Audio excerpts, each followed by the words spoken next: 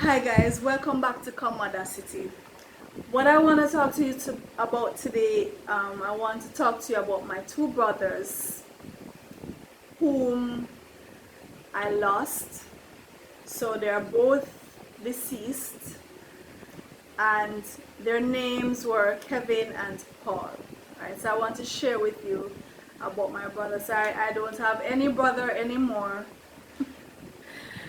I don't have any brother anymore. So I have two sisters by my mother and two sisters by my dad, but no brothers anymore. So I just want to share with you. Now Kevin was my younger brother on my mother's side. So my mother had 3 kids for my dad, and later she had another child, right, for someone else. So the 3 kids that she had for my dad, I was the oldest, and we were separated by about roughly 2 or 3 years. So Kevin was her baby. While we're growing up, because my youngest sister now, she came much later, right? While we were growing up, so Kevin was the baby, and he was the baby for both my mom and my dad, and he was pretty much spoiled as a child.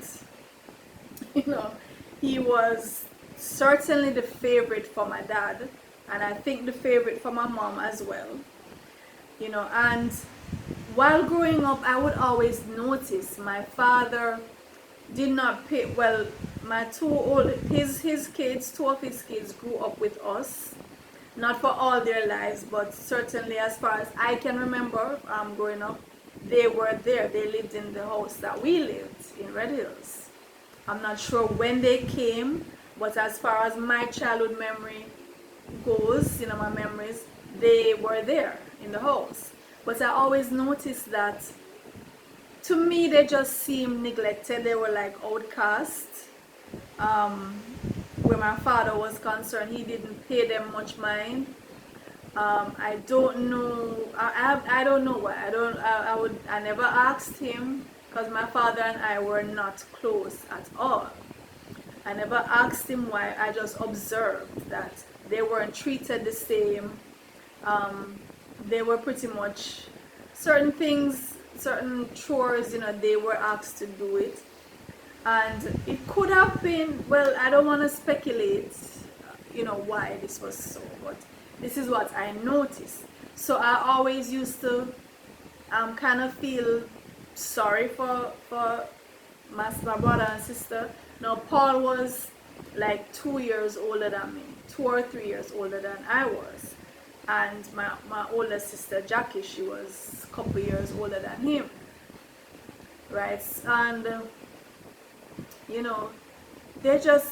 I just felt like they were neglected, and compared to how we were treated, myself and my sister and my brother were treated. No, I wasn't really close to Paul. We didn't have this big brother, little sister thing at all. But when we were at basic school, I remember he was known for being very greedy.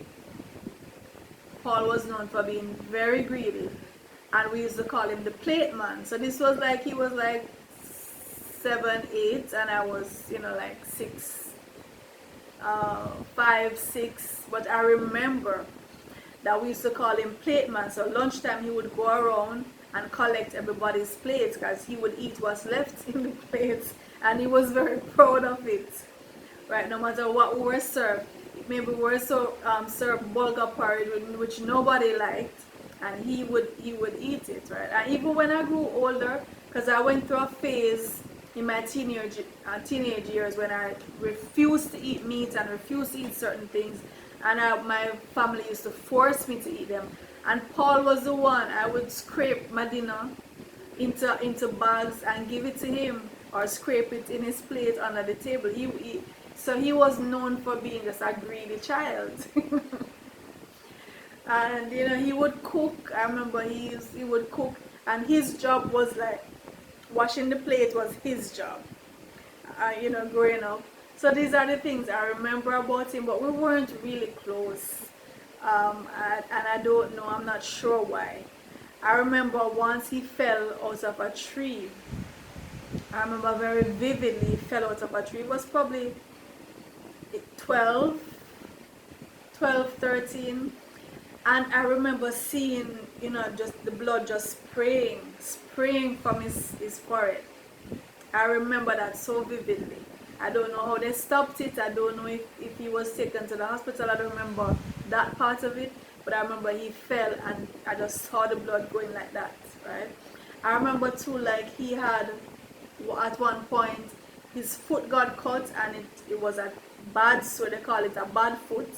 It just wasn't getting better and he had to be dragging it all over the place. I remember that phase, right, that he went through. But I was kind of like just always there looking on at him from a distance and, trying to analyze the situation, what was happening with us, the two different sets of children that my dad had.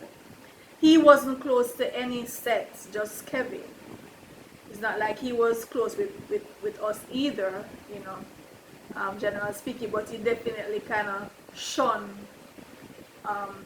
his oldest son. We didn't have a bond with him at all. And eventually Paul left the house. He went to live with, I think, other persons in the community.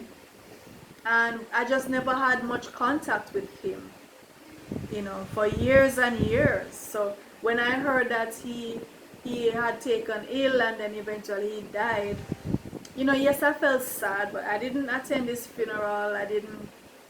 There was just no contact between us for so many years, right? But I really felt it, though. I felt it, and I kind of had this, it was this strange bond between us. Like I was always wondering, what is he going through? What is he making of the situation, between his father and himself, and what does he think regarding his father and us, the other children. Now, Kevin, my youngest brother by my mother's side, so he eventually, well, I moved out in a branch off and went to live my life, and so I wasn't really in touch with Kevin either, but he was still closer than Paul because he lived where my mom lived. He lived with my mom, and so I would hear of what's going on even if I didn't speak with him directly, right? So I was kind of like the black sheep in the family, totally different views from everybody, and so just kind of sticking to myself for much, at least the early part of my adult life. I was just like on my own, sticking to myself, that kind of thing. But there wasn't any animosity, just distance, right? No fuss or anything like that. But every now and again, like I spoke to my mom, she'd tell me what's happening with Kevin and so on. He had a son. I think his son was about 4. His son was about 4 when he died.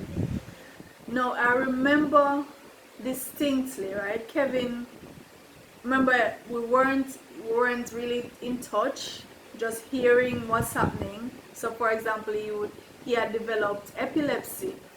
I don't know how, but he had developed epilepsy, and every now and then he would get the attack and he would just fall over. And yet he had a bike that he loved to ride. He just loved to ride the bike, and he would not stop riding the bike, no matter how my mom would say, "You have fits, you must be riding bike." And didn't matter to him.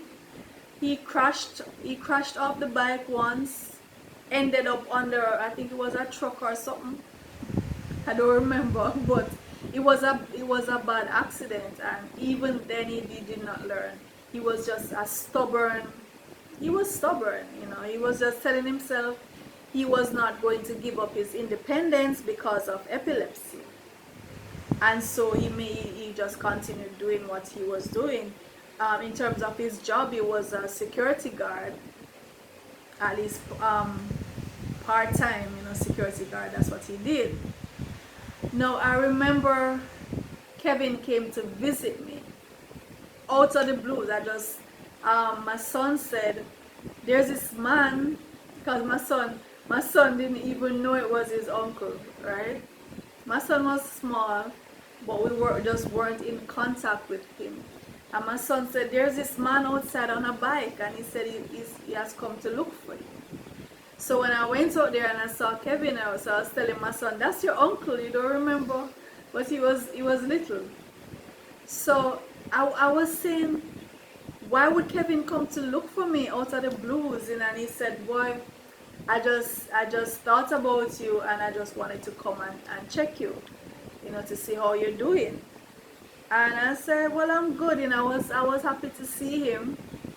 And a couple days later, my mom called me and she said, Kevin hasn't come home and we don't know where he is. We can't contact him. We can't reach him. And we've been calling his phone. He's not answering his phone. This is a couple days after Kevin came to look for me out of the blues after so many years. And I was saying, well, he's a man. At the time he was about early 20s. He was in his early 20s, right? Yeah, he was in his early 20s at that time. I was saying, as a young man, maybe I'm gone. Sometimes most times adults are missing because they want to be missing. You know that, right? So give it some time. And I was saying to her, give it some time, maybe he'll contact you. And she said, she does feel really worried. Mothers just get that feeling. She was really worried. I said, no, man, tomorrow, I'm sure by tomorrow he'll reach out to you. And the next day she called again, said he hasn't come home. They don't know where he is. Nobody knows where he is, and he's not answering his phone. And so we started getting worried at that time, and she had filed a report, a missing persons report, but the police had no leads. They didn't have any information to give her. And then days and days were going by. So at that time we were saying, no, something is really wrong, because he wouldn't be missing for all this time and not contact someone, not say something, right? So definitely something must be wrong. And she started going to the hospitals, looking around to see if he had gotten epilepsy and fallen down and was in the hospital and wasn't conscious or whatever. She checked all the hospitals in and around the area. No sign, no trace of him. And then a couple days had passed, and my mom called me. I remember she called me and she said, we found him. That's all she said, we found him. No, I was saying, I don't know if she mean he's alive, she found him alive, or she found him dead. She just said, we found him. And then she started crying, so I knew what that meant, right? And as soon as she told me that, she pretty much collapsed. So her friend who was with her, he basically had to hold her up and take the phone and explain to me that they had found him in a morgue. They had been going from morgue to morgue looking for him, and they found him. So what happened was, he had been found shot on the street. So he had been found shot in the head and had been taken to the hospital, and he died in the hospital and then was taken to the morgue. So that's where she found him, and she just totally lost it, collapsed, started screaming and yelling, and her friend had to take the phone and explain this to me. And my mom went into quite a state between that time and for a very, very, very, very, very long time afterwards. She has times now where his birthday, Mother's Day, those kind of days, she would break down and still be crying. But then when she was still in that just as it happened during that period, she was inconsolable. I remember I went to the house, and she was just hugging everybody, hugging me and my sisters, and she just put up all our pictures, all his pictures and every, she was just going through that state, because by that time she had recently lost her dad and her brother, just a couple years before that. And she, losing her son, her only son, her pet, everything for her was just Kev. And I'm telling you, my mom was in a state. She was in a state. At the funeral, she wanted to throw herself into the hole. She was just crying. And this kind of thing, parents don't really get over. Every now and then, she'll laugh. No, things will happen that she'll find funny. Things will happen that she smiles about and feel good about and look to the future about. But I'm certain that there's always that tender spot there for Kev, and the fact that she lost him, and he left his son, and later we found out he has 2 other kids that he probably didn't know about. So that kind of thing. So having your kids growing up and you're not there to raise them, you're not there to see them become adults and make their own way in the world. So all of that, I know, rests on our hearts. Yeah, so it's terrible, the way my brothers, the way both of them died pretty young. Kevin was in his early 20s. Paul was, I think, about late 30s when he died. Yeah, I think Paul was in his late 30s when he died. I still think of them both, and even though I didn't have that, brother-sister bond really with Paul, I always imagine what it would be like to have a big brother, little sister bond. I never had that with him. We just weren't close. We grew up in the same house, but I don't we weren't close. But I still have that tender spot for him and for my little brother Kev. And I was just reflecting on them both, and I'm saying, well, let me do this video, let me just talk and express what I'm feeling regarding my 2 brothers. So I hope you enjoyed that, the sharing, and let me know how you feel. Have you lost brothers in particular? Focusing on brothers, but you can talk about whether any relative that you've lost. How did you cope? How has it been affecting you? Let me know your thoughts in the comments.